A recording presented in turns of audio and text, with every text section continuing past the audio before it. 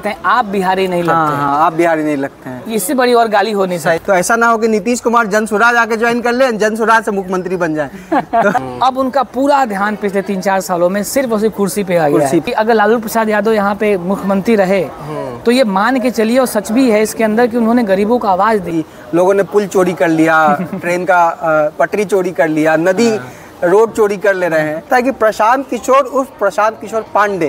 अगर प्रशांत किशोर अपने जाति के पार्टी बना रहे होते इनको कोई फर्क नहीं पड़ रहा होता, ये कभी लेटर जारी नहीं कर रहे होते। देखिए, मुसलमानों का ऐसा नहीं है कि आरजेडी फेवरेट है या फिर नीतीश कुमार फेवरेट है, कि बच के रहना, हाँ। तुम खतरे में हो। अगर हम यहीं पे टोपी पहन के बैठ जाए और आप यहाँ पे टीका लगा के बैठ जाए तो एक फोटो लेने वाले लोग आ जाएंगे, अरे वाह, हिंदू मुस्लिम साथ में है ना, कि एक भी आदमी बिहार में नहीं है, सब बाहर चला गया। सही भैया, एक बार आइए उस टेंट में, एक बार टेंट में अगर रात भर सो गए आप और अगले दिन भी आप चलने के लिए तैयार हो गए तो मान जाएंगे। अगर है हिम्मत तो ऐसा एक टेंट लगवा के आरजेडी कार्यकर्ताओं से 10 दिन प्रचार करवा के दिखाई तो मान जाएंगे। हम किस धर्म के, हम किस जात के हैं, ये सिर्फ तुम मेरे पे छोड़ दो। हम नमाज पढ़ते हैं कि हम पूजा करते हैं, कि ये तुम मेरे पे छोड़ दो।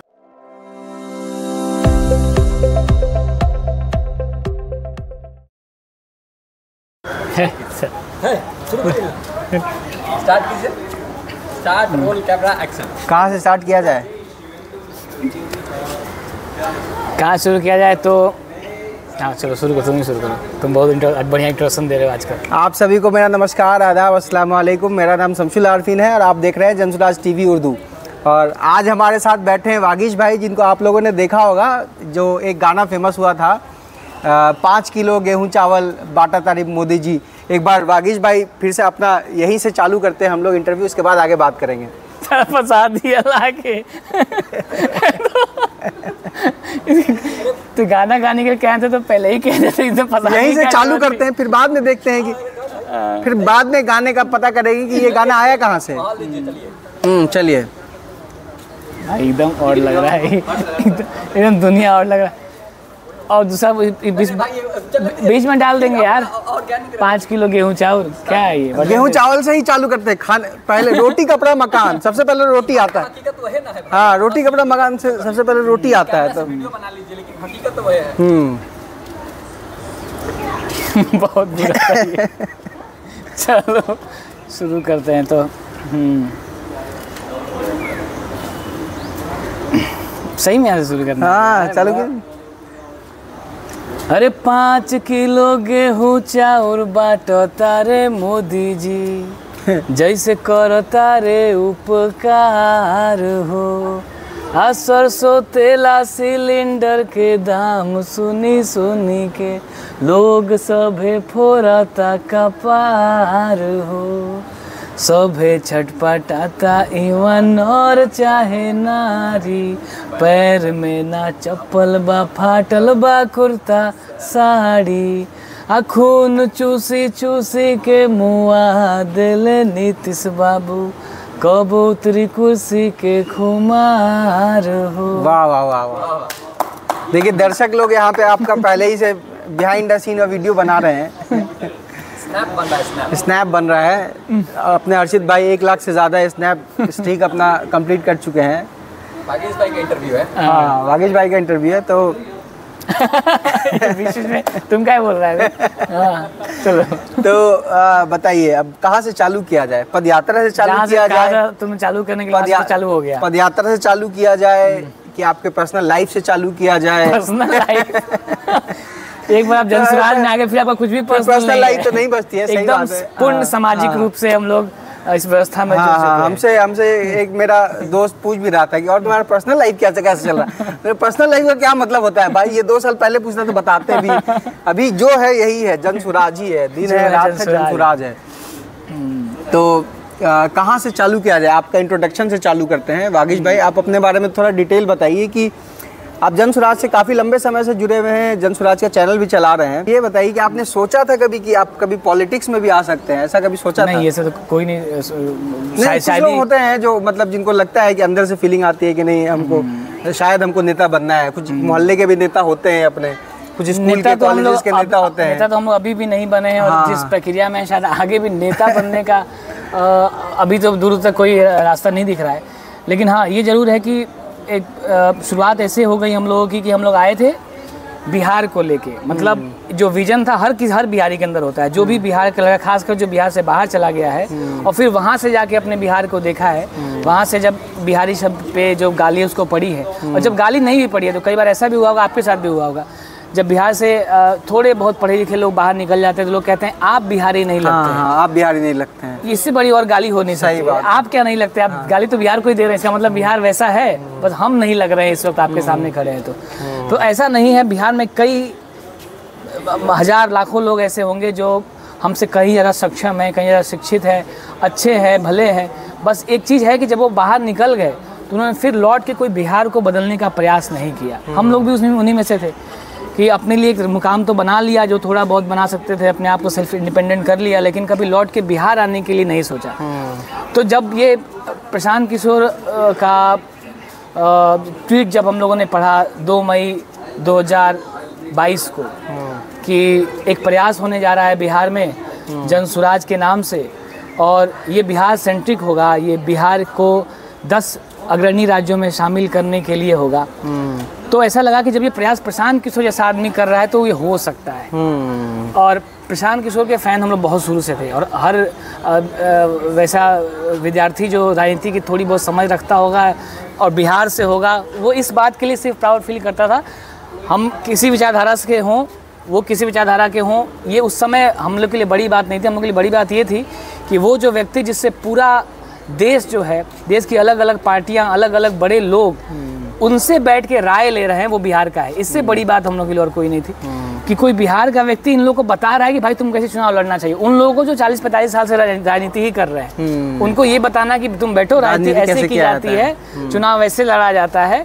और ऐसे में अब वो आदमी बिहार का होना कितना ज़्यादा हम लोगों को खुश करता था, लेकिन कभी उन्होंने बिहार में इस तरीके का प्रयास नहीं किया। तो हम लोग कई बार कोशिश भी की कि आगे इनसे जुड़ जाएं, जैसे यूथ इन पॉलिटिक्स स्टार्ट हुआ उसमें जुड़ने की कोशिश की, बात बिहार की स्टार्ट हुआ उसमें जुड़ने की कोशिश की, पर वो कहीं ना कहीं जाके थम गया। फिर एकदम से शुरुआत जन सुराज की हुई और एक बार हम लोग आए यहाँ पे, तब से चल ही रहे हैं। अच्छा, नीतीश कुमार के बारे में हम कुछ मतलब आपकी राय जानना चाहते हैं। नीतीश कुमार पिछले 20 साल से 19 साल से मुख्यमंत्री हैं अपने बिहार के, तो उनका ट्रैक रिकॉर्ड जो रहा है पिछले 5 साल में, कभी इधर चले जा रहे हैं, कभी उधर चले जा रहे हैं। अभी जन सुराज का जो इवेंट हुआ था बापू सभागार में, तो वहाँ पे कुछ लोग बात कर रहे थे कि प्रशांत जी तो बोल रहे हैं कि हमको पद चाहिए नहीं, हम अपना कोई पोस्ट पे रहेंगे नहीं, तो ऐसा ना हो कि नीतीश कुमार जन सुराज आके ज्वाइन कर ले, जन सुराज से मुख्यमंत्री बन जाए।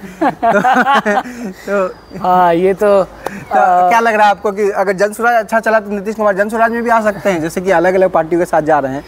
तो देखिए, विडम्बना देखिए कि एक वक्त था, अब हम नीतीश कुमार के बारे में वो बातें कर रहे हैं जो मीम मटेरियल है। सही बात। एक समय था जब भी नीतीश कुमार की बात करते थे तो एक रिस्पेक्ट फील होता था।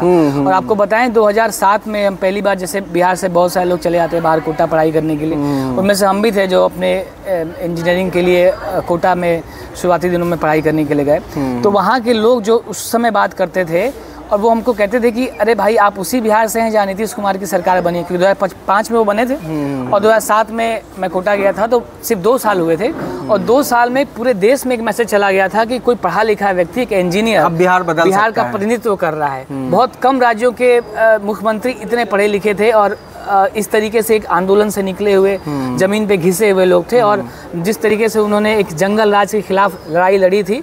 तो और हम लोग को ही मालूम है कि एक वक्त था जब 8 बजे तक आप घर में चले आते थे, गेट में ताला लॉक हो जाता था, उसके बावजूद उस रास्ते से निकाल कर ले आना हम लोग के लिए बहुत बहुत प्राउड फीलिंग वाली बात थी। और उनको हम लोगों ने बोलते हुए सुना है, मतलब अब के नीतीश कुमार को बोलते हुए सुनिए, सब उनका मजाक उड़ा रहे हैं। इस मजाक उड़ा रहे हैं, इसलिए मजाक उड़ाने का वो काम ऐसा भी कर रहे हैं। जैसे अभी विधानसभा में कुछ दिनों पहले आपने ये सुना होगा कि महिलाओं के बारे में पूछ रहे हैं कि महिला हो, कुछ जानती हो, 2005 के बाद तो हम तुमको बोलना सिखाएं। तो वो खुद हमको लगता है ऐसा कंटेंट दे रहे हैं समाज में कि लोग उनका मीम बनाए, मजाक। कई मौकों पर अब तो मौके गिनना बंद कर दिया हम लोगों ने। कई मौकों पर इन हाल के 2-3 सालों में जो उनके वक्तव्य आए हैं वो एकदम निंदनीय है। ये हम और ये कहते हुए बहुत अजीब भी लग रहा है कि वही नीतीश कुमार है जिनके लिए अपार रिस्पेक्ट था दिमाग में। जब भी हम बिहार से बाहर निकलते थे और कोई कहता था कि आप उस बिहार से आए, बिहारी हो, तो बोलते थे कि तुम अपना बताओ, हमारे मुख्यमंत्री नीतीश कुमार है। आज अब तस्वीर अलग है, लेकिन कल तस्वीर बदलेगी। वो प्राउड फीलिंग था पहले, लेकिन आप जानते ही हैं 2-3 सालों में उन्होंने क्या कर दिया है। अब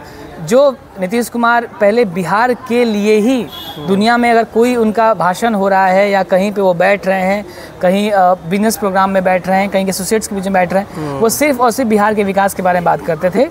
अब उनका पूरा ध्यान पिछले 3-4 सालों में सिर्फ और सिर्फ कुर्सी पे आ गया है। वो समझ ही नहीं आ रहा है कि जब उनको जनता मैंडेट नहीं दे रही है तब भी वो कोई ना कोई जुगत जुगाड़ लगा के कुर्सी पे जाके बैठ जा रहे हैं। वोट किसी को मिल रहा है, कुर्सी अपनी बना के रख रहे हैं। तो वही जो आपने शेयर किया कि भैया जनसुराज अपना प्रयास कर रही है, बिहार के लोग भी कह रहे हैं कि इस बार जनसुराज ही आएगा, लेकिन हो सकता है कि मुख्यमंत्री नीतीश कुमार बन जाए। मतलब ये तो फिक्स हो गया, सरकार किसी की रहे, मुख्यमंत्री अपना नीतीश कुमार, ऐसा हो जाए कि सरकार जनसुराज की रहे, मुख्यमंत्री अपने फिर से नीतीश कुमार बन जाए। तो ये वही जैसे मैंने हम लोगों ने कहा कि पहले कि ये वही बड़ी विडंबना है कि एक आदमी जो इतना रिस्पेक्टफुल था, आज उसके बारे में हम लोग मजाक कर रहे हैं उस व्यक्ति के बारे में। और हम तो बस भगवान से ही चाहते हैं कि भाई आप इस व्यक्ति को सद्बुद्धि दें कि वो जब जाए रिटायर होकर बिहार से तो वो सम्मान के साथ जाए। वो इस तरीके उसने किया है बिहार के लिए। जैसे प्रशांत सर हमेशा एक बात कहते हैं कि अगर लालू प्रसाद यादव यहाँ पे मुख्यमंत्री रहे तो ये मान के चलिए, और सच भी है इसके अंदर, कि उन्होंने गरीबों को आवाज़ दी है और वो अक्रॉस द जाति दी है, क्रॉस द कास्ट दी है। हर वो गरीब व्यक्ति जो इसके पास आवाज़ नहीं थी उसको एक आवाज़ हिम्मत मिली थी लालू प्रसाद यादव के समय में। जब उनका समय ख़त्म हुआ, जब नीतीश कुमार जी का समय आया, तो हम लोगों ने देखा कि कहीं ना कहीं प्रशासन व्यवस्था में सुधार आया, थोड़ी सी इकोनॉमी में ग्रोथ आई, शिक्षा में आप देखेंगे महिलाओं की भागीदारी थोड़ी बढ़ी। हाँ, वो विजन नहीं था, वो बड़ा विजन नहीं था, लेकिन एक प्रयास जरूर था कि कुछ ठीक होता हुआ दिख रहा था। लेकिन जिस तरीके से अब जो ये व्यवस्था बदली है, दुनिया कहाँ से कहाँ पहुँच रही, हम कहाँ से कहाँ पहुँच रहे हैं, इतने सालों के सबके प्रयास के बावजूद हम आज भी 28वें नंबर पे, पूरे देश में सबसे पिछड़े। ये बात एकदम। अच्छा, ये बताइए, जब बिहार के बारे में बात करते हैं तो बिहार का अलग अलग न्यूज़ चलता है कि लोगों ने पुल चोरी कर लिया, ट्रेन का पटरी चोरी कर लिया, नदी रोड चोरी कर ले रहे हैं। तो ये इस हालत तक बिहार कैसे पहुंच गया कि लोगों को नाली गली भी चोरी करने का चीज़ दिख रहा है? मतलब बिहार एक समय में ऐसा हुआ करता था कि लोग उसको जानते थे कि वहाँ नालंदा यूनिवर्सिटी है, वहाँ से लोग पढ़ने आ रहे हैं, दुनिया के लोग अलग अलग यहाँ से बिहार में आए, चंद्रगुप्त मौर्य हो गए, अशोका हो गए, और इतने बड़े बड़े नाम यहाँ से निकले हैं। मतलब गिनाने आप निकले तो जैन रिलीजन की बात करें तो जैनिज्म भी यहीं से चालू हुआ, बुद्धिज़्म भी यहीं से चालू हुआ, और हिंदुइज्म की बात करें तो सीता माता का यहाँ पे जन्म स्थान है, और अलग अलग मतलब धर्म, मतलब बिहार एक गौरवशाली हमेशा से उसका इतिहास रहा है। लेकिन इतिहास से अगर अभी की बात करें तो उसमें इतना डिफरेंस कैसे आ गया कि पहले लोग ज्ञान अर्जित करते थे, अब लोग नाली गली चुरा ले रहे हैं पटरी चुरा ले रहे हैं। तो ऐसा मतलब यहाँ से यहाँ तक में आपको मेजर क्या डिफरेंस लगता है कि क्यों ऐसा हुआ?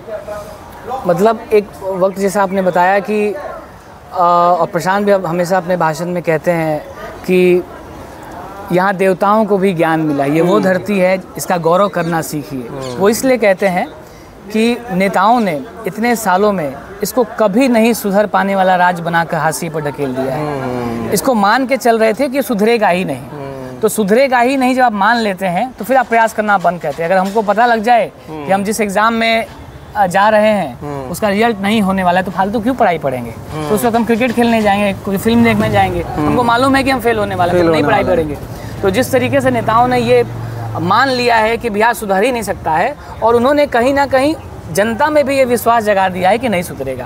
आप भी देखिए, जब हम लोगों ने जनसुराज के लिए पहले प्रयास करना शुरू किया 2 साल पहले, तो लोग कहते थे अरे आप प्रयास तो कर रहे हैं, बड़ी मेहनत कर रहे हैं, लेकिन इतनी मेहनत क्यों कर रहे हैं भाई? उनको दया आती थी, इतनी मेहनत क्यों कर रहे हैं? यहाँ इतना जातिवाद है, यहाँ कोई दाल नहीं गिलेगा, आप तो पढ़े लिखे लोग हैं, आप कहाँ ज़मीन पर घूम रहे हैं? आप सोच के देखिए, वो तरस खा रहे हैं जिनके लिए प्रशांत किशोर अपना सब कुछ दांव पे लगा कर चल रहे हैं। वो कहते थे शुरू में, अब चलिए अब तो सिचुएशन बदली है, लेकिन उस वक्त वो कहते थे कि आप इतना मेहनत क्यों कर रहे हैं, आप मत करिए, आप जाइए, आप घर पे बैठिए, ये पढ़े लिखे लोगों की जगह नहीं है, ये तो गुंडे, बदमाश, डकैत, बालू माफिया, शराब माफिया, उनकी जगह है ये वो लोग आके राजनीति करते हैं। तो वो जो आप देखिए कि जो दिमाग में घुसा दिया गया, जैसा आपने कहा कि ये देवताओं को ज्ञान देने वाली भूमि रही है, उसको लोगों ने समझ लिया कभी नहीं सुधरेगा। तो ये सोच भी लेना, और प्रशांत किशोर के लिए हम लोग के मन में जो दिल में जो जगह है, जिसलिए आज हम लोग यहाँ पे बैठे हुए हैं, वो इसलिए वो जगह बड़ी बन जाती है कि यार सिर्फ इतना सोच भर लेना कि बिहार में प्रयास किया जाएगा, बिहार को 10 अग्रणी राज्यों में शामिल किया जा सकता है, ये सोच लेने से एक आपका रूह खड़ा हो जाता है, आपका रोंगटा खड़ा हो जाता है कि भाई ऐसा सोचा भी कैसे हुआ होगा। कि हम पैदल पैदल जाएंगे, गांव में घूमेंगे, गांव से सही लोगों को निकालेंगे, उनसे कहेंगे कि तुम चुनाव में जाओ, हम तुम्हारे पीछे ताकत लगाते हैं। बहुत टफ डिसीजन है, बहुत ज़्यादा। 8500 पंचायतों का, बिहार का भी नहीं, बिहार के जिलों का भी नहीं, विधानसभा का भी नहीं, ब्लॉक्स का भी नहीं, बिहार के हर पंचायतों का अलग योजना बनाना, ये भी अपने आप में एक बड़ी घटना है। और राजनीतिक रूप से मुझे लगता है ये ऐतिहासिक घटना है, जहाँ किसी राज्य के हर पंचायत का योजना बन रहा हो, कितना मुश्किल काम है।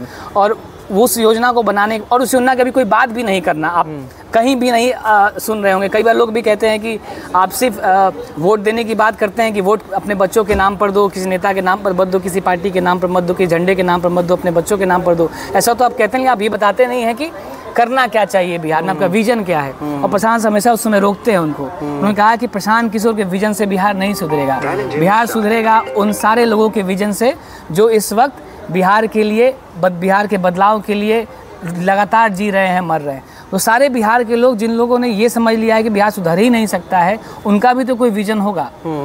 उनको भी तो लगता होगा कि अगर ये काम किया जाए तो बिहार सुधर जाएगा। तो पहले एक बार उनकी राय ले ली जाए। मोटा मोटे विजन तो है ही प्रशांत किशोर के, विजडम ऑफ क्राउड की बात करते हैं, विजडम ऑफ क्राउड की बात करते हैं उनके पास। उन्होंने कई दफ़े कहा है कि हमारे पास दुनिया के सबसे बड़े एक्सपर्ट्स लोग हैं जो मिलकर बिहार के लिए योजना बना रहे हैं, लेकिन उसके अंदर उन बिहारियों को शामिल करना बहुत जरूरी है जो इस वक्त बिहार में रह रहे हैं, जो बिहार में हर दिन सुबह से रात तक बिहार में ही रह रहे हैं, बिहार में ही उनके बच्चे स्कूल पढ़ने जा रहे हैं, बिहार में ही उनके बच्चे रोजी रोजगार कर रहे हैं। उनकी राय लेनी बहुत ज़रूरी है। तो एक बार उनकी राय मिल जाए, फिर दोनों को सम्मिलित करके फिर एक विजन डॉक्यूमेंट्री पेश किया जाएगा। अच्छा, ये बताइए, पिछले कुछ दिनों पहले एक न्यूज़ आया था, क्या बोलते हैं इसको, आरजेडी के तरफ से एक ये लेटर जारी किया गया था, जिसमें लिखा गया था, मतलब बहुत फनी था वो, कि हमारे पार्टी के लोग जो है वो जन स्वराज में जा रहे हैं। सबसे फनी उसमें ये था कि प्रशांत किशोर उर्फ प्रशांत किशोर पांडे।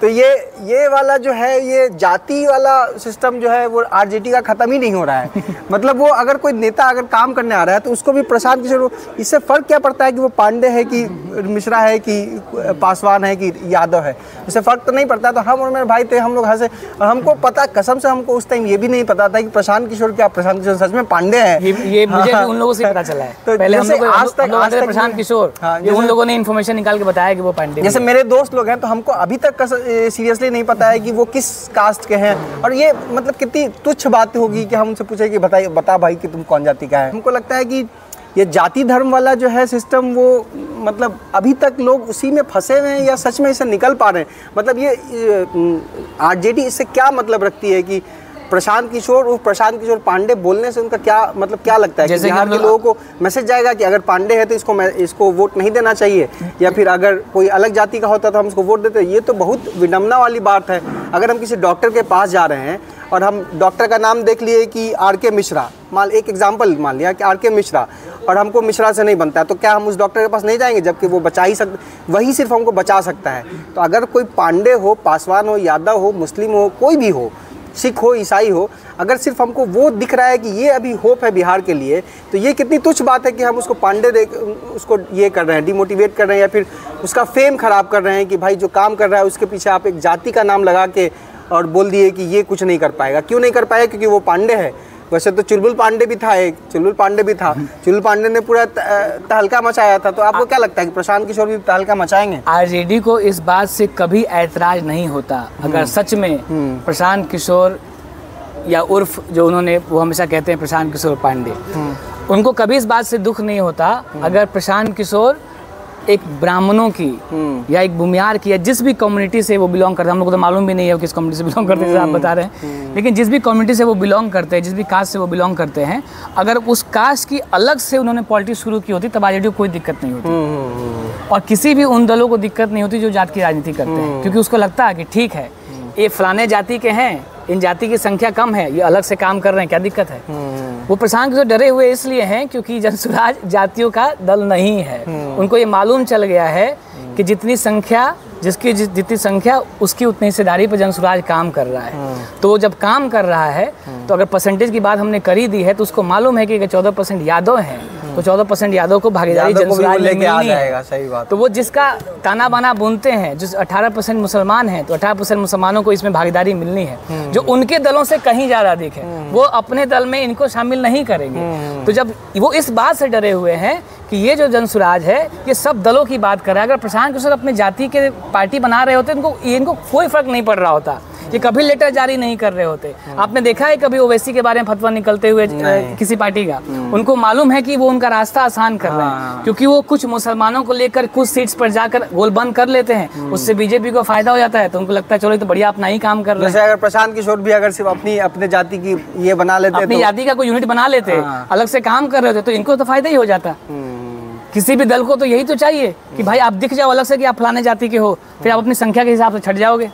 तो जनसुराज की जो व्यवस्था है उसने पहले ही क्लियर कर दिया है। और सबसे बड़ी बात कि जो प्रशांत किशोर हमेशा, जब अब प्रशांत किशोर कभी क्लोज मीटिंग तो कभी करते हुए हम लोगों ने देखा नहीं है, जब भी किया है तो टेंटों में, कैंपों में हमेशा ओपन मीटिंग की है। और मीटिंग में हमेशा ये कहते आए हैं कि जिसकी इतनी संख्या होगी उसकी इतनी हिस्सेदारी तो होगी, लेकिन जो सामाजिक आर्थिक रूप से हाशिए पर ढकेल दिए गए लोग हैं, सबसे पहले हिस्सेदारी में उनकी जगह बनेगी। और जिस तरीके से पिछले सभा में यह प्रस्ताव पारित हुआ कि जो हमारे दलित समाज के लोग हैं, दलित भाई बहन हैं, उनमें से जो सबसे सही लोग होगा उनको चुनकर इस पार्टी का पहला अध्यक्ष बनाया जाएगा। उसके बाद हमारे एबीसी, मतलब जिस तरीके से समाज में आर्थिक और सामाजिक दोनों रूप से जो लोग हाशिए पर धकेल दिए गए, जिनके लीडर्स आगे निकले तो उन्होंने जाति की पार्टी बना ली। उन्होंने कभी नहीं सोचा कि चलो इन सब के साथ मिलकर एक प्रयास करते हैं। उनको अगर हम लोग समाज में आगे निकल गए हैं, खासकर वो जातियाँ जो अब अभी सामाजिक रूप से थोड़ी आगे है, थोड़ी बेहतर पोजीशन में है, वैसे तो पूरा बिहारी गर्त में है, लेकिन अगर कोई समाज जो है उसमें भी थोड़ा बेहतर पोजीशन हासिल करके बैठा हुआ है, तो उसकी जिम्मेदारी ज़्यादा बन जाती है कि वो लोग जो लोग आज आर्थिक तंगी से गुजर रहे हैं, जो सामाजिक रूप से जिनको एक थलग कर दिया गया है, उनको लेकर आया जाए, उनको समाज के बीच में बिठाया जाए, उनका हाथ पकड़ा जाए, उनको अपने बराबर में बिठाया जाए। और जब उनकी व्यवस्था हमारे बराबर बन जाए, फिर हम अगले समाज की तरफ बढ़ें, फिर उनको अपने तरफ लेके आएँ। तो वो जो जिसकी जितनी संख्या उसकी उतनी हिस्सेदारी के हिसाब से जनसुराज काम करे, इसकी घबराहट ने उनको डैमेज किया। और हाँ, एक बात और है कि अक्सर ये बात आती है, जो पॉलिटिकल बात है तो हम लोग इस बात को कर लेते हैं, जनरली हम लोग इस बात को नहीं करते हैं जब अपनी सभाओं में, लेकिन प्रशांत सर हमेशा एक बात कह रहे हैं कि ये घबराहट इस बात की है कि लैट्रिन से किरासन तेल निकल रहा है। सही बात। और वो किरासन तेल को आप तो और बेहतर समझ पाएंगे, वो इसलिए भी कह रहे हैं क्योंकि एक तबका ऐसा है कि जब जितनी बार आरजेडी के पास ये मौका आया कि वो किसी मुस्लिम को उप मुख्यमंत्री बना सकते थे, मुख्यमंत्री बना सकते थे, कोई अच्छा पद दे कोई भी बड़ा पद दे सकते थे, उतनी बार उन लोगों ने उनके साथ धोखा नहीं दिया। उनको मालूम है कि मुस्लिम कहाँ जाएगा भाई। हाँ, एकदम सही बात बोल रहे हैं। जैसे देखिए, मुसलमानों का ऐसा नहीं है कि आरजेडी फेवरेट है या फिर नीतीश कुमार फेवरेट है, वो डर से बस आरजेडी को देते रहे कि चलो कुछ नहीं होगा तो कम से कम बीजेपी से तो बचा के रखेगा। वो सामने से अपने लिए नहीं आ पा रहे हैं, इसलिए इसका फ़ायदा उठा के आपको देखा जाए तो आरजेडी ये चल रही है कि चलो ये लोग जाएंगे ही कहाँ। आपने कई सोच भी किए हैं इसके ऊपर, जिसमें आप हमेशा बताते रहते हैं और प्रशांत सर भी बताते रहते हैं कि अब मुस्लिम को अपनी लीडरशिप खड़ी करनी होगी, अपने आप को पहले लीडर साबित करना होगा। आप इस भरोसे मत बैठिए कि कोई एक दल है जो जहाँ आपको हिंदुओं के खिलाफ खड़े हो जाना है, उसके साथ में खड़े हो जाना है। प्रशांत किशोर हमेशा एक फॉर्मूला की बात कर रहे हैं, वो फॉर्मूला वो कह रहे हैं कि वो हिंदू जो आज भी सेकुलर हैं, जो आज भी उस विचारधारा को बिलोंग करते हैं, जो अभी तक भाजपाई नहीं बना है, अभी तक उस तरीके की राजनीति में नहीं घुसा है जहाँ पे आप एक पक्ष को नकार देते हैं, आप सिर्फ एक रंग के फूल हो, उस पर विश्वास नहीं रखने वाले ऐसे हिंदू भी हैं। उनके साथ अगर मुस्लिम अपनी ताकत जोड़ लें तो वो ताकत बहुत बड़ी हो जाती है, फिर सबका हिस्सा बराबर हो जाएगा। उसी फॉर्मूले की बात जनसुराज कर रहा है, जिसकी घबराहट लोगों को देखने को मिल रही है। आपने जो फूलों और रंगों की बात की तो एक शायरी हमको याद आ गया, सुना देते हैं। चमन में इख्तिलाते रंग बू से बात बनती है, चमन में इख्तिलाते रंग बू से बात बनती है, हम ही हम हैं तो क्या हम हैं, तुम ही तुम हो तो क्या तुम हो। तो ये जनसुराज की सोच है कि सही लोग, सही सोच और सामूहिक प्रयास। सामूहिक प्रयास का मतलब ये नहीं कि हम मुस्लिम हैं तो सिर्फ मुस्लिमों की पार्टी बना ली जाए, हम ब्राह्मण हैं, हम पासवान हैं, हम यादव हैं तो सिर्फ उनकी पार्टी बना ली जाए। अलग अलग लोगों की सोच जब तक इस जनसुराज से नहीं जुड़ेगी तब तक उतनी वैरायटी नहीं आ पाएगी।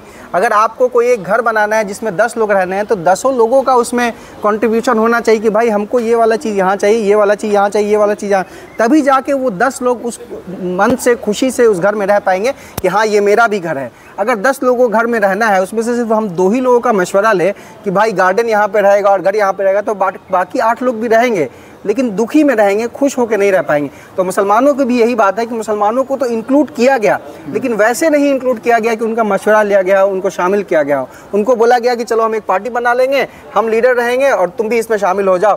तो ये जन स्वराज हमको ये बहुत अच्छा बात लगता है। मुसलमानों को उन्होंने बताया कि तुम वोट देने के लिए हो, तुम्हारा काम ये है कि तुम हमको वोट देते रहो, तुम हमारी बात करते रहो, और हम इसके बदले में ये कहेंगे आपसे कि बच के रहना, तुम खतरे में हो, तुम्हारा धर्म खतरे में है। आप उनको तो इस मजबूरी का जो फायदा इतने लंबे वक्त तक उठाया गया है कि मुस्लिम त्रस्त तो है, लेकिन जो एक गलती जो अब हम कह सकते हैं कि उनसे हुई है कि जब वो त्रस्त था तो उनको अपना संगठन भी खड़ा करना था।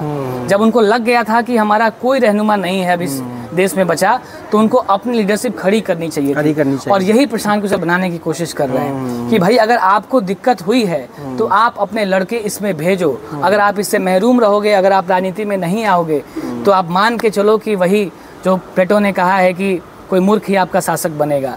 तो मैं अब आपसे मिलने के बाद तो ये मतलब डैम श्योर हूँ और ये बात एकदम अपने दिल से कह सकता हूँ कि हमारे साथ जितने लोग जुड़े हुए हैं, खासकर उसी समाज से, जिस समाज से तेजस्वी यादव आते हैं, उनसे तो कहीं ज़्यादा टैलेंटेड लोग हैं। नहीं, जैसे हम लोग कौन सी समाज बनाने की बात करें, जैसे हम और आप बात कर रहे हैं, हमारे ही साथ में जितने साथी लोग हैं, हम लोग सब साथ में रहते हैं, खाते हैं, एक साथ दिन रात गुजरता है अपना। तो यहाँ पे तो ये फीलिंग नहीं आती है कि हम ये कास्ट, आप वो कास्ट, आप हिंदू, आप मुसलमान, आप सिख या ईसाई। तो यही समाज की तो हम लोग बात कर रहे हैं। ये समाज को हमेशा छुपा के रखा गया, दबा के रखा गया है। मतलब कि अगर हम यहीं पे टोपी पहन के बैठ जाए और आप यहाँ पे टीका लगा के बैठ जाए तो एक फोटो लेने वाले लोग आ जाएंगे, अरे वाह हिंदू मुस्लिम साथ में है। लेकिन जब हम लोग कॉमनली घुल मिल के रह रहे हैं तो लोग को ध्यान नहीं जा रहा है। तो अभी ज़रूरत यह है कि समाज में वैसे लोगों पे फोकस किया जाए जो सच में आपस में मिलजुल के हिंदुस्तान में साथ में रह रहे हैं। वो वैसे सोच वाले नहीं रहे हैं जो सोचते हो कि किसी एक धर्म का बुरा हो जाए, किसी एक जाति का बुरा हो जाए। वो सच में चाहते हैं, क्योंकि उनके दोस्त ही वैसे हैं, उनके दोस्त में हिंदू भी हैं, मुसलमान भी हैं, अपर जाति भी है, लोअर जाति भी है। तो वो थोड़ी ना चाहेगा कि भाई मेरे इस दोस्त को तुम मार दो। तो उस सोसाइटी को हम लोगों को सामने 2 साल से हम लोग पदयात्रा में हैं और कभी हम लोग को लगता भी नहीं, कभी अगर ये अभी कैमरा ऑन नहीं होता तो हम लोगों ने कभी पीछे ऐसी बात की ही नहीं है। सही बात ना, कभी किसी दिमाग में बात आई नहीं। आपस में किसको जस्टिफाई करना, जितने भी लोग हैं। और देखिए ये भी व्यवस्था तो बिहार में ही है, ये बिहार में ही है, ये भी बिहार में ही है। सही बात है। और ये कैसे हुआ है, मतलब वो लोग थे, प्रशांत हमेशा कह रहे थे, वो पहले से श्योर थे, जब बिहार में ये प्रयास करने से पहले से वो श्योर थे कि ऐसे लोग हैं, बस वो साथ में नहीं है क्योंकि वो मंच नहीं है। मंच नहीं है। जनस्वराज जब मंच बन के आया तो वो सारे हिंदू मुस्लिम अपर लोअर जो भी होता होगा वो सब एक साथ हैं, जो उनको पता ही नहीं है कि वो क्या है। हम सब वही रट लगाते हैं, बिहार सुधर जाएगा, बिहार सुधारेंगे, बिहार को बनाना है, बिहार में प्रयास। जैसे कल मेरी भाई से बात हो रही थी, तो मेरा भाई देहरादून में भी काफ़ी दिनों तक रहता था, तो वहाँ पे कल वो बात हो रहा था, तो वो बता रहा था कि बिहार के पलायन के बारे में हम लोग बात कर रहे थे। मतलब मेरा भाई है अभी ताइवान में है, तो वो बात कर रहा था कि जैसे कि मुझे ये दिखता था कि देहरादून वाले लोग और पहाड़ी वाले लोग अपने घर को छोड़ छाड़ के पलायन करके बड़े बड़े शहर जा रहे हैं, लेकिन हमको ये सोचो कि ज़िंदगी में कभी ये फील नहीं हुआ कि बिहार के लोग भी तो पलायन कर रहे हैं।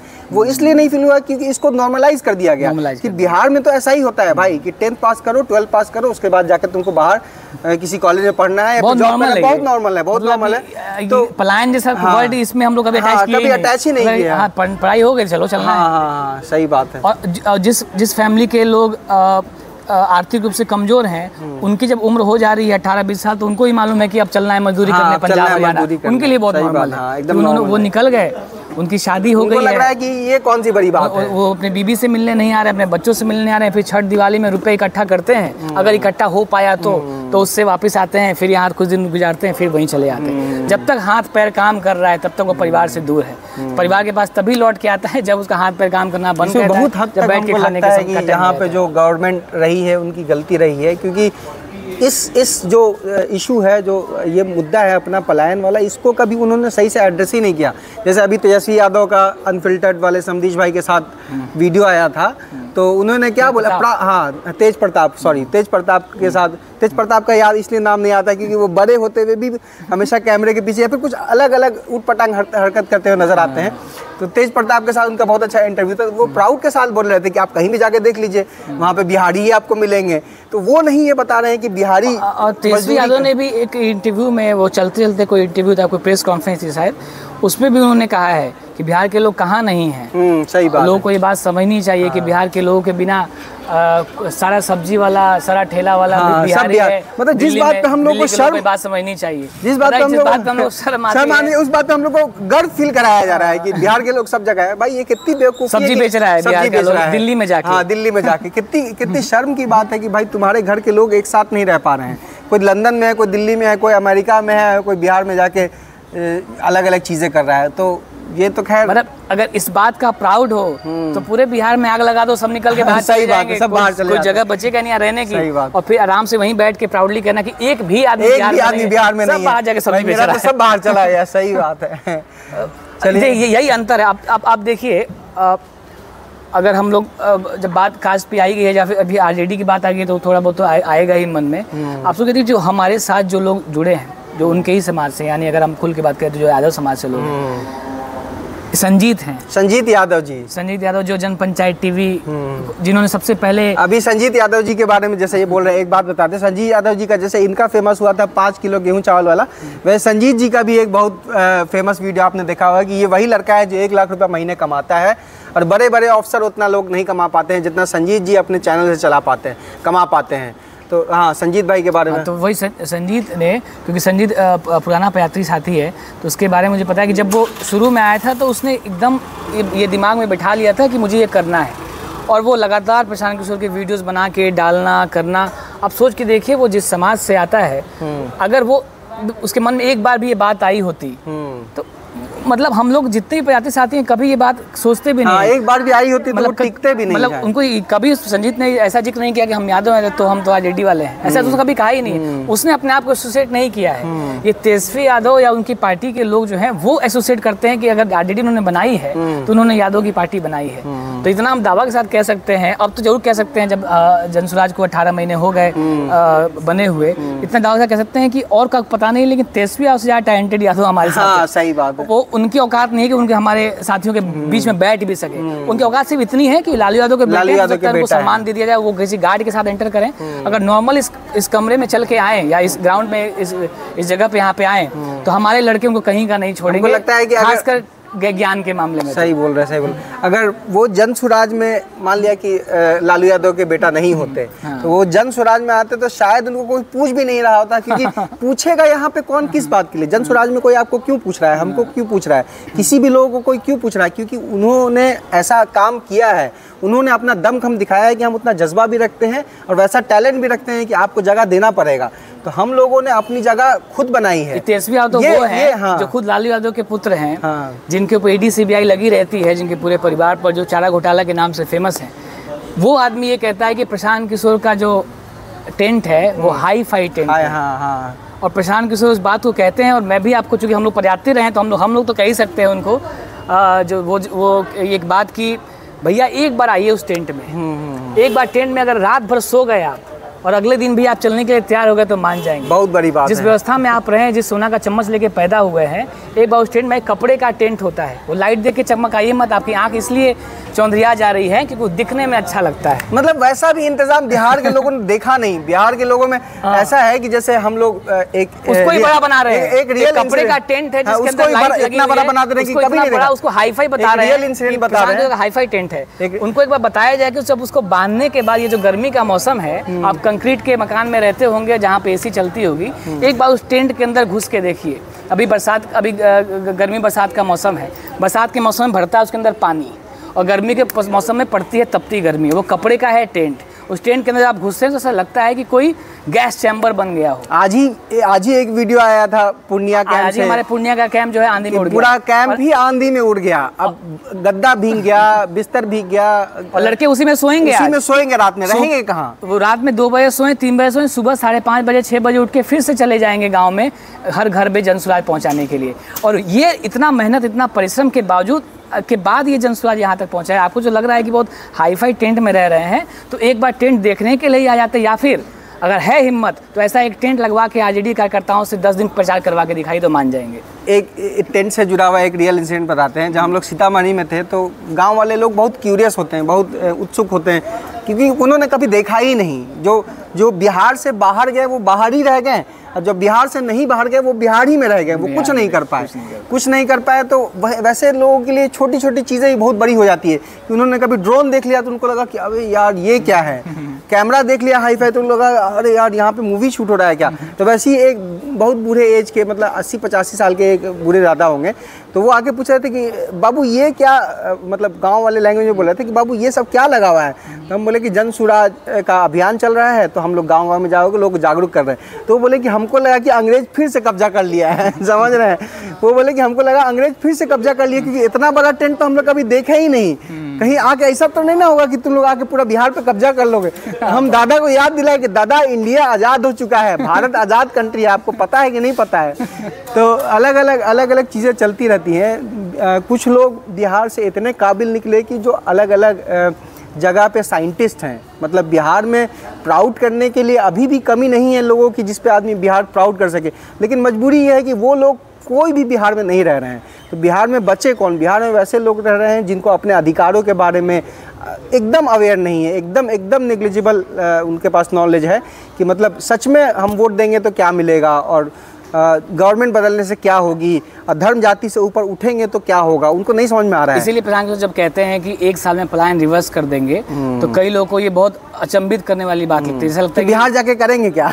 नहीं, कई लोग ऐसा लगता है ये कैसे हो जाएगा, 1 साल में कैसे पलायन रिवर्स हो जाएगा। सही बात। तो प्रशांत सर हमेशा ये बात तो कहते हैं कि भाई जाने अनजाने में ही सही, इन नेताओं के व्यवस्था को खराब करने की वजह से ही सही, पर लोगों ने स्किल हासिल कर लिया। जो लोग बाहर चले गए हैं वो इतने अभाव में गए हैं।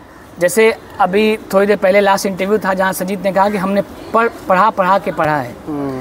वो उम्र वैसी है जहाँ आप पढ़ाई कर सकते हैं, जहाँ आप इतना सामर्थ्यवान हो सकते हैं, जहाँ कि आप पढ़ने के लिए आपको पैसे मिल जाएं। लेकिन अगर उसके पास अभाव है तो उसने पढ़ाया है, उससे जो पैसा आया है उससे पढ़ाई करी है। तो ये इसने क्या किया, उसने एक व्यक्ति को एक छोटी सी उम्र में शिक्षक बना दिया।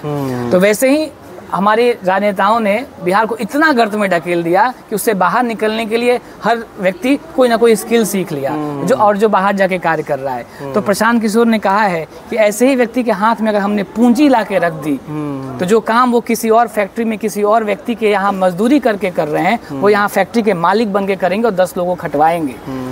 और प्रशांत किशोर हमेशा ये बात कहते भी हैं, क्योंकि हम बिहार का विकास तब मानेंगे जब बिहार के ही नहीं, गुजरात, पंजाब, हरियाणा, दिल्ली के लोग भी बिहार आके नौकरी करें, तब मानेंगे कि बिहार का विकास हुआ है। और वो इसी से होगा, जो स्किल जो लोगों ने हासिल कर लिया है जाने अनजाने में या गरीबी से बाहर निकलने के वजह से, तो वो स्किल इनके काम आएगी कि जब वो यहाँ आएंगे वापस, वो उनके हाथ में पूंजी रखी जाएगी। और जो सबसे बड़ा पलायन जो प्रशांत किशोर कहते हैं, चलिए इस बात पर भी चर्चा कर लेते हैं कि प्रशांत किशोर कहते हैं कि सिर्फ बुद्धि का पलायन ही नहीं हुआ है, सिर्फ श्रम का पलायन ही नहीं हुआ है, इन दोनों के जो जड़ में पलायन है, जिसको पूंजी का पलायन कहते हैं, वो सबसे ज़्यादा घातक साबित हुआ है बिहार के लिए। बिहार का पैसा ही चला गया, बिहार का जहाँ पैसा ही चला गया तो आदमी रह के करेगा क्या?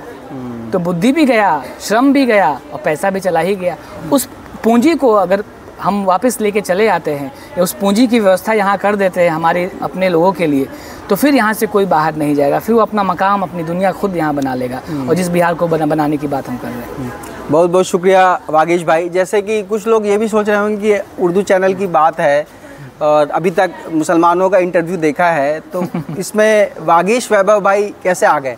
तो इनको लेके आने का मकसद यहाँ पे ये था कि ताकि आपको ये सच में बताया जाए। आप खुद भी समाज में रहते हैं तो आप लोगों को जानते हैं कि बिहार में क्या, पूरे इंडिया में आपके बगल में कोई होगा जो आपका रिलीजन का, आपके कास्ट का नहीं होगा, जिनके साथ आप अच्छे से हंसी खुशी से साथ में रह सकते हैं। तो प्रशांत जी जो ये फॉर्मूला देते हैं कि 20% 18% जो मुस्लिम है उनको वैसे लोगों के साथ जोड़ना है जो संविधान पर भरोसा रखते हो, जो किसी खास कम्युनिटी, खास जाति के प्रति अपना वैसा गुस्सा, वैसा एंगर ना रखते हो कि इनके साथ नहीं रह सकते, इनके साथ नहीं रह सकते। तो आज एक कोशिश वागीश भाई के साथ चालू किया गया कि देखिए, अगर हम लोग ऐसे रह सकते हैं, साथ में रह सकते हैं, तो समाज क्यों नहीं रह सकता? एक छोटा छोटा यूनिट से ही तो बड़ी चीज़ें बनती है, एटम से ही तो एक मटेरियल बनता है। तो अगर एटम के लेवल पे, मॉलिक्यूल के लेवल पे अगर हम लोग घुल मिल पा रहे हैं, तो हम लोग को लगता है कि इंशाअल्लाह हम लोग एक अच्छा मटेरियल भी प्रोड्यूस कर सकते हैं, एक अच्छी व्यवस्था भी बिहार में बना सकते हैं, सब साथ में मिल जाए अगर। तो अगर अपनी धर्म और अपने जात को सिर्फ अपना पर्सनल ये बनाएं, मुद्दा बनाएं कि भाई हम किस धर्म के हैं, हम किस जात के हैं, ये सिर्फ तुम मेरे पे छोड़ दो। हम नमाज़ पढ़ते हैं कि हम पूजा करते हैं कि ये तुम मेरे पे छोड़ दो। हम किस जाति के हैं, हम यादव हैं, ब्राह्मण हैं, भूमियार हैं, शेख हैं, जो भी हैं, वो तो क्या खाते हैं वो तुम मेरे पे छोड़ दो। भाई तुम ये बात करो कि अगर हम सब लोग समाज में रह रहे हैं तो समाज में हम लोगों को मिलजुल के क्या करना चाहिए, इसका भी हम लोगों को एकदम ध्यान रखना चाहिए। और इसी कोशिश में हम लोगों ने वागीश भाई से बात की। मतलब हम लोग की कोशिश यही है कि आगे जाके, और मेरा पूरा विश्वास है जिस तरीके से मेहनत प्रशांत किशोर कर रहे हैं, उनके साथ में ये सारे सैकड़ों पदयात्री साथी जो उनके साथ इतना मेहनत कर रहे हैं, आप देखिएगा कि इस दुनिया का पहला ऐसा जगह होगा बिहार, अगर ये सच में एक लंबे वक्त तक ये प्रयास चलता रहा, लोग साथ आते रहे और इस प्रयास में अगर हम सफलता हासिल करते रहे, तो दुनिया का एकमात्र ऐसा जगह होगा जहाँ पे ऊंची जाति, नीची जाति, हिंदू, मुसलमान इतना नॉर्मल होगा कि कोई इसकी बात ही नहीं कर रहा होगा। किसी को पता ही नहीं होगा कि उसके सामने वाला किस जाति का है, किस धर्म का है, ना वो पूछ रहा होगा, ना उसमें कोई उसका इंटरेस्ट होगा। जब आपके पास काम होगा, जब आपके पास रोजगार होगा, जब आपके पास स्किल होगा, जब आपके पास कुछ कर गुजरने की चाहत होगी, तो ये बात बहुत पीछे छूट जाएगी और बिहार बस उसी रास्ते में जाने वाला है। इतना मेहनत, इतनी प्रयास, इतना पसीना प्रशांत किशोर जी द्वारा बहाया जा रहा है। एक बार ये प्रयास सफल हुआ, आप देखिएगा इतना नॉर्मलाइज हो जाएगा, इतना नॉर्मलाइज हो जाएगा। जन सुराज के मंच में, जन सुराज के पैगोडे में, जन सुराज के कैंप पे, किसी भी स्थान पे आप आइए, आपको ये देखने को बिल्कुल भी नहीं मिलेगा कि कौन किस जाति का बिलोंग करता है। एकदम मैं आपको पूरे दावे के साथ कह सकता हूँ कि जन सुराज के किसी मंच पे आप चले जाइए, जन सुराज किसी प्लेटफॉर्म पे जाइए, आपको ये एहसास नहीं होगा कि आप किस जाति धर्म से बिलोंग करते हैं। लेकिन हाँ, ये बिहार के उन तबकों में जहाँ पे काम की कमी, शिक्षा की कमी, रोजगार की कमी है, उनके पास समय है इस बात पर चर्चा करने के लिए, तो वो करते हैं। ये समय ही नहीं दिया जाएगा, इतना काम होगा आपके पास, इतनी व्यवस्था आपके हाथ में होगी। जन सुराज द्वारा वो मेहनत किया जा रहा है, वो प्रशांत किशोर द्वारा वो प्लेटफॉर्म बनाया जा रहा है, जहाँ इतना काम आपके हाथ में होगा कि आप कभी भी इस छोटी छोटी बातों में उलझ के अपना जीवन नहीं खराब करेंगे। हाँ, बाकी शमशाद जो कह रहे थे, इंशाल्लाह हम लोग जैसे बिहार एक रोल मॉडल हुआ करता था पूरे भारत का, पूरे विश्व का, तो इंशाल्लाह हम लोग की कोशिश ये रहे कि फिर से उस गौरव को लौटाया जाए। बिहार एक सच में फिर से रोल मॉडल बने कि कैसे धर्म और जाति के इतने बीच में फंसे हुए होते हुए भी बिहार इससे निकल के कैसे तरक्की किया। हम लोग पूरी कोशिश करेंगे, आप भी अपने तरफ से पूरी कोशिश कीजिए, अपने समाज में लोगों को जोड़िए, जगाइए, बताइए कि बिहार में क्या कमी है और हम लोग साथ मिल जाए तो क्या हो सकता है। एकता में जो शक्ति होती है वो अगर हम लोग साथ में मिल जाए तो शायद उसको अच्छे से दिखा पाए और समाज में एक एग्जाम्पल अच्छा बेहतर सेट कर पाए। बहुत बहुत शुक्रिया वागीश भाई टाइम देने के लिए इतना।